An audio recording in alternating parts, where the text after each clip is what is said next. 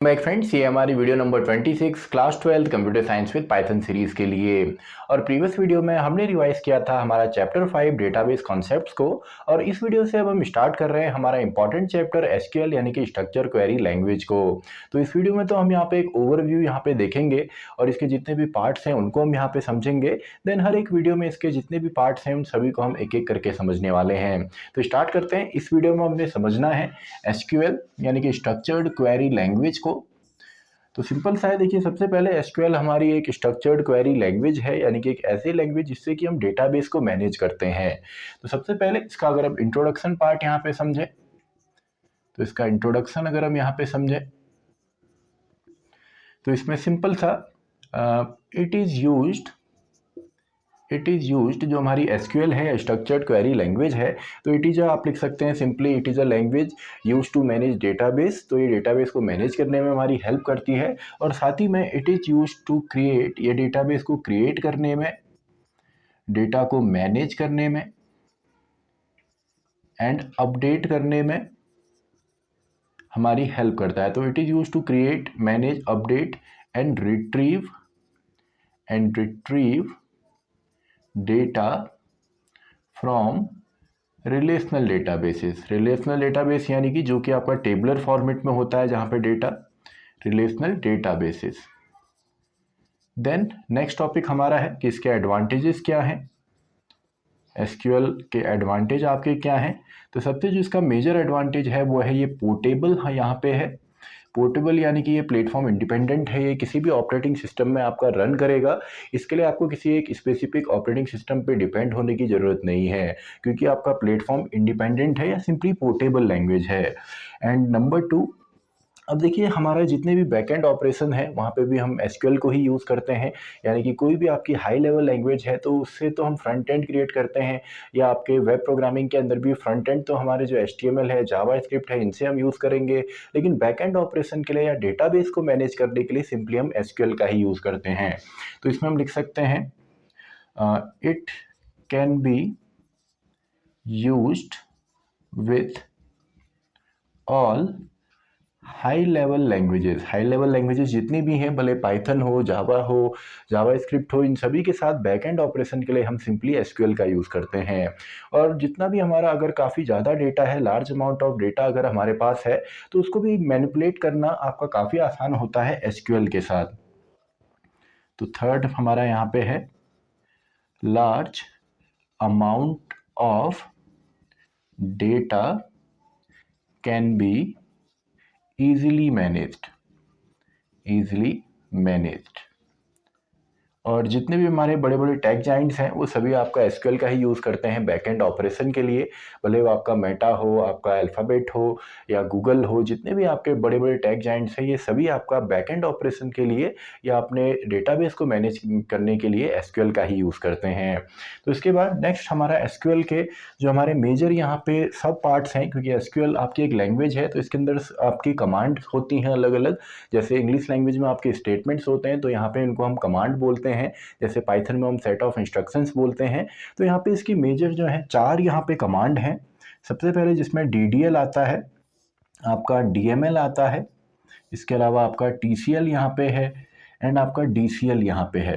तो ये 4 यहाँ पे बेसिक इसके अंदर लैंग्वेज होती हैं। कई बार इनका फुल फॉर्म भी पूछा जाता है। तो डीडीएल आपका है डेटा डेफिनेशन लैंग्वेज, यानी कि डेटा का जो डिफाइन हम करेंगे या टेबल का जो स्ट्रक्चर हम तैयार करेंगे वो हम डीडीएल की मदद से तैयार करते हैं। देन डीएमएल, अब टेबल बनने के बाद उसके अंदर जो डेटा को इंसर्ट करना है, डिलीट करना है, अपडेट करना है, तो ये सभी हमारा डीएमएल के अंदर होता है या डेटा मैनिपुलेशन लैंग्वेज के अंदर होता है। ऐसी टीसीएल ट्रांजैक्शन कंट्रोल लैंग्वेज, कोई ट्रांजैक्शन आपने करी, सेव किया डेटाबेस का डेटा, तो ये इस तरीके की जितने भी कमांड हैं वो टीसीएल के अंदर आती है। And finally data control language या डीसीएल, जिसमें हम डेटा का एक्सेस पता करते हैं। यानी कि मल्टी यूज़र अगर हमारे पास सेटअप है, मल्टी यूज़र्स अगर आपका एक डेटाबेस को एक्सेस कर रहे हैं तो उनको कंट्रोल करने के लिए हम सिंपली डीसीएल का यूज़ करते हैं। अब हमने बेसिकली 2 कमांड्स को यहाँ पे सीखना है, DML and DDL and DML. तो डीडीएल कमांड के अंदर आपकी जैसे क्रिएट कमांड आती है, जिससे कि आप टेबल या डेटाबेसेस क्रिएट करते हैं, उनमें कोई चेंजेस करना है तो हमारे पास ऑल्टर कमांड है। इसके अलावा डेटाबेस को ड्रॉप करना है तो ड्रॉप कमांड है, रिनेम कमांड है, शो कमांड है। तो ये जितने भी कमांड हैं ये डीडीएल की हैं। इसके अलावा डीएमएल के अंदर हम डेटा को इंसर्ट करते हैं, तो इंसर्ट कमांड इसके अंदर आती है। डेटा को इंसर्ट करके हम अपडेट कर सकते हैं, हम चाहें तो डिलीट कर सकते हैं, और हम चाहें तो डेटा को वापस देखने के लिए सेलेक्ट भी कर सकते हैं। तो ये कमांड डीएमएल की है। क्योंकि देखिए कई बार क्वेश्चन आते हैं, इस तरीके के क्वेश्चन पूछे जाते हैं, हो सकता है आपको वहाँ पे डायरेक्टली कमांड पूछी जाए कि डीडीएल की कमांड लिखिए या डीएमएल की कमांड लिखिए, या आपको कुछ कमांड दी होंगी और उसमें से आपने सेलेक्ट करना होता है कि कौन सी कमांड हमारी डीएमएल की है और कौन सी कमांड हमारी डीडीएल की है। तो इस तरीके के आपके क्वेश्चन आएंगे, और ये तो नहीं पूछे जाते टीसीएल एंड आपका डीसीएल, लेकिन टीसीएल के अंदर भी आपका जैसे रोल बैक हमारा एक कमांड होती है, इसके अलावा सेव पॉइंट एक कमांड है, इसके अलावा कमिट कमांड तो हम यूज़ करने वाले हैं अभी नेक्स्ट आने वाली वीडियोस में आप देखेंगे। जब हम पाइथन और एसक्यूएल को कनेक्ट करते हैं तो वहाँ पे हम कमिट करते हैं। कमिट यानी कि सेव करना, सिंपली जैसे किसी एक प्लेन टेक्स्ट एडिटर में हम फाइल को सेव करते हैं कंट्रोल एस की मदद से, तो वैसे ही यहाँ पे कमिट उसके लिए कमांड है, कमिट कमांड। सेव पॉइंट अगर आप किसी स्पेसिफिक पॉइंट पे अपने डेटाबेस पे सेव करते हैं, यानी कि जैसे आप बुकमार्क क्रिएट करते हैं। एंड ऐसी रोल बैक, जैसे आप अगर किसी टेक्स्ट एडिटर में टाइप कर रहे हैं और अगर आपको एक स्टेप पीछे जाना है तो आप अंडू करते हैं, कंट्रोल जेड आप प्रेस करते हैं, तो इसकी जगह हम रोल बैक कमांड यहाँ पे यूज करते हैं। एनएससी मल्टी यूजर सेटअप में डीसीएल के अंदर हमारे पास एक ग्रांट कमांड होती है जो कि परमिशन ग्रांट करती है डेटाबेस को एक्सेस करने के लिए। एंड परमिशन देने के बाद अगर आपने परमिशन वापस लेनी है तो इसके लिए रिवोक कमांड हमारे पास यहाँ पे होती है। तो आई होप आपको चारों ही समझ में यहाँ पे आ गई होंगी, चारों का समअप हमने यहाँ पे समझा। तो नेक्स्ट अब हम यहाँ पे देखते हैं कि जब भी हम किसी भी एसक्यूएल के अंदर लिखते हैं कमांड, तो इसके रूल्स क्या हैं। जैसे पाइथन के अंदर उसके सिंटेक्स के रूल्स हैं कि अगर हमने कोलन यूज़ किया तो इंटेंड में हम वर्क करेंगे, एक फंक्शन है उसको टर्मिनेट करना है तो रिटर्न स्टेटमेंट यूज़ करेंगे। तो वैसे ही यहाँ पे भी कुछ इसके रूल्स हैं, तो इसके रूल्स भी हमें पता होने चाहिए। तो मैं यहाँ पे लिख देता हूँ रूल्स फॉर एसक्यूएल कमांड। इनको लिखने के लिए जो रूल्स हैं, तो सबसे पहले एसक्यूएल जो है ये केस सेंसिटिव लैंग्वेज नहीं है। जैसे पाइथन एक केस सेंसिटिव लैंग्वेज है, वैसे ही ये आपका एक केस सेंसिटिव लैंग्वेज नहीं है। तो it is not a case sensitive language. तो अगर इसमें हम जो कमांड है उसको हम अपर केस में लिखें या अल्फ़ाबेट्स आपके अपर केस या लोअर केस किसी में भी आप यूज़ कर सकते हैं, क्योंकि केस सेंसिटिव लैंग्वेज नहीं है।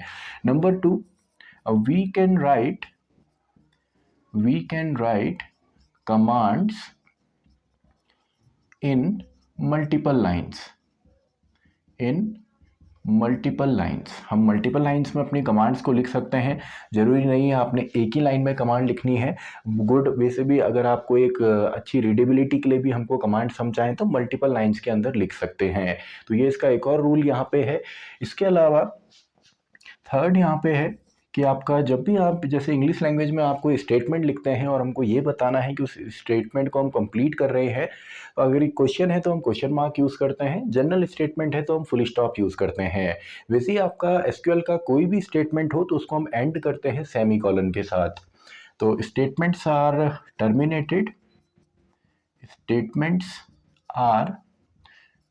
टर्मिनेटेड या कंप्लीटेड बाय यूजिंग सिंपली आपका सेमीकोलन का हम यूज़ करेंगे। सिंपली सेमीकोलन आप यूज़ करते हैं यहाँ पे स्टेटमेंट को टर्मिनेट करने के लिए। तो कोई भी स्टेटमेंट होगा आप लिखेंगे डायरेक्टली में, आपने लास्ट में केवल उसमें सेमीकोलन इंसर्ट करना है। और यहाँ पे जितने भी हमारी बाकी हमारा डेटा है, एट्रीब्यूट्स हैं, उनको सेपरेट करने के लिए हम सिंपली कॉमा का यूज़ करते हैं। और कॉमा का यूज़ हमने देखा, कॉमा काफ़ी फ्रीक्वेंटली यूज़ होता है। जैसे लिस्ट के अंदर अगर हमको एलिमेंट को डिफ्रेंशिएट करना है तो कॉमा यूज़ करते हैं। मल्टीपल वेरिएबल एक ही लाइन में अगर हमने उनको डिक्लेयर करना है तो हम कॉमा का यूज़ करते हैं। तो यहाँ पे भी हमारे जो डेटा है उसको अगर हमने सेपरेट करना है तो इसके लिए हम कॉमा का यूज़ करते हैं। तो ये कुछ बेसिक यहाँ पे रूल्स हैं जो आपको पता होनी चाहिए एसक्यूएल में कोडिंग करने से पहले या प्रोग्रामिंग करने से पहले। इसके बाद हम देखते हैं हमारे डेटा टाइप्स यहाँ पे कौन कौन से हैं, क्योंकि डेटा टाइप्स इंपॉर्टेंट है, क्योंकि डेटाबेस है तो इसमें डेटा टाइप्स भी होंगे, यानी कि किस टाइप का डेटा आप इंसर्ट करते हैं। तो सबसे जो आपका बेसिक डेटा टाइप है वो है न्यूमेरिक डेटा टाइप, जिसमें न्यूमेरिकल वैल्यूज़ हम स्टोर करेंगे, जिसके दो पार्ट यहाँ पे होते हैं। एक तो होता है इंटीजर जिसको हम इंट से रिप्रेजेंट करते हैं, और दूसरा होता है फ्लोटिंग पॉइंट या जो डेसिमल नंबर्स हमारे होते हैं जिसको हम सिंपली फ्लोट से यहाँ पे रिप्रेजेंट करते हैं। तो ये हमारे न्यूमेरिक डेटा टाइप हैं। इसके अलावा हमारे अल्फ़ा न्यूमेरिक डेटा टाइप यहाँ पे आते हैं। अल्फ़ा न्यूमेरिक डेटा टाइप, जिसमें बेसिकली दो डेटा टाइप होते हैं, एक तो वेर और दूसरा आपका कैर। तो इसको मैं वेर कैर यहाँ पे लिख देता हूँ। वेर कैर ये होता है यानी कि वेरिएबल लेंथ करेक्टर और जनरल करेक्टर। तो देखिए इन दोनों में डिफरेंस ये है, क्योंकि कई बार इनमें डिफरेंस भी पूछा जाता है।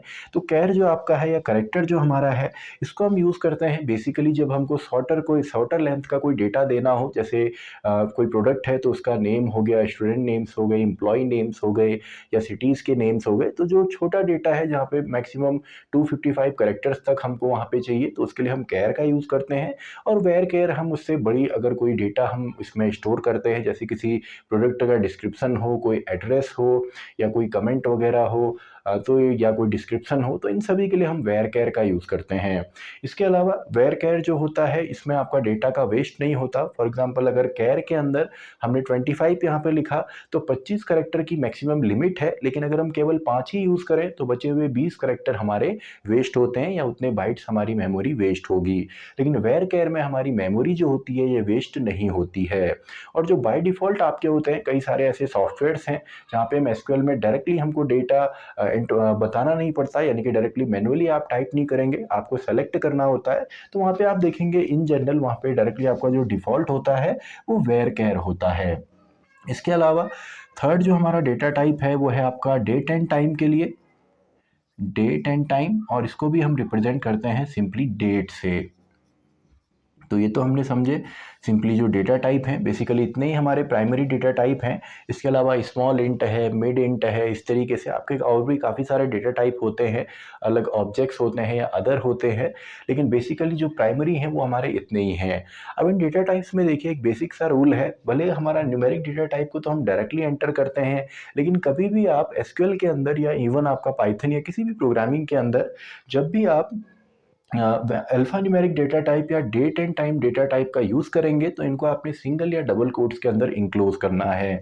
यानी कि अगर आप कोई नेम इंसर्ट करते हैं तो उसको आप सिंगल या डबल कोट्स में इंसर्ट करेंगे, और अगर आप कोई डेट इंसर्ट करते हैं, फॉर एग्जांपल कोई भी डेट आप यहाँ पे लिख सकते हैं, तो इन दोनों को ही आप क्या करते हैं, सिंगल या डबल कोट्स में आपने इंक्लोज करना है। तो आई होप आपको बेसिक यहाँ पे क्लियर हो गया होगा कि डेटाबेस के अंदर आपका एसक्यूएल क्या है, सिंपली उसके एडवांटेज क्या है, कितने टाइप के यहाँ पे कमांड्स होती हैं, इसके रूल्स कौन कौन से हैं, और साथ ही में इसमें डेटा टाइप्स कौन से हैं। तो इसका जो बेसिक रिविजन है वो आपका हो गया होगा। तो अब नेक्स्ट वीडियो से हम यहाँ पे इन सभी कमांड्स को समझेंगे। पहले हम DDL कमांड को समझेंगे एंड देन हम DML कमांड को समझेंगे। तो इसी के साथ हमारी ये वीडियो भी खत्म होती है, वीडियो नंबर 26। तो मैं मिलता हूँ आपसे नेक्स्ट वीडियो में, वीडियो नंबर 27।